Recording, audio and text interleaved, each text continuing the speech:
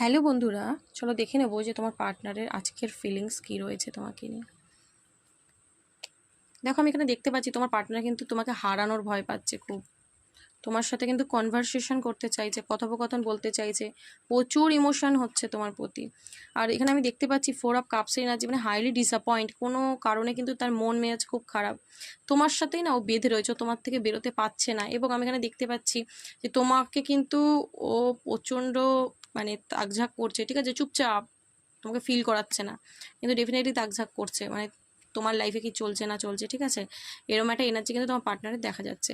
New beginning চাইছে রিলেশনশিপের, লাভার্সের card এসছে। সো তোমাদের মধ্যে কিন্তু একটা সোল লেভেল থেকে তো কানেকশন ফিল করছেই। ওকে, তো ডিভাইনের কাছেও প্রে করছে দেখা যাচ্ছে। এবং এখানে আমি দেখতে পাচ্ছি যে এই রিলেশনশিপটা কিন্তু ডিভাইন চালাচ্ছে, ডিভাইনও হেল্প করছে আর কি ওকে।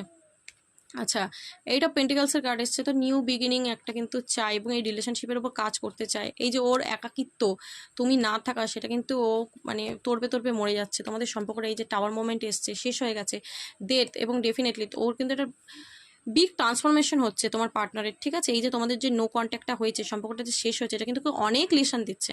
এই যে আজকে তোমার সাথে কনভারসেশন চাইছে, এই যে লাভার্সের তোমার প্রতি টান অনুভব করছে, এমনি এমনি না। আমি বললাম না, ডিভাইন করছে যা করছে, ডেফিনেটলি ডিভাইন এই সম্পর্কের মধ্যে বিচ্ছেদ করিয়েছে, এই সম্পর্কটা এন্ড করিয়েছে, কারণ তোমার পার্টনারকে অনেক কিছু শেখানোর ছিল ডিভাইনের, তো শেখাচ্ছে। তো আমি এখানে দেখতে পাচ্ছি মাইন্ডে তোমাকেই কিন্তু হোল্ড করে মনের মধ্যে ধরে রেখেছে এবং প্রচুর তোমার প্রতি অ্যাট্রাকশন, নিউ বিগিনিং চাইছে, সব থেকে বড় কথা আমি বলবো। তো এনার্জিটা খুব ভালো, এনার্জিটাকে ক্লেম করো, ওকে, এবং ইউনিভার্সকে গ্র্যাটিটিউড প্রে করো। Thank you so much.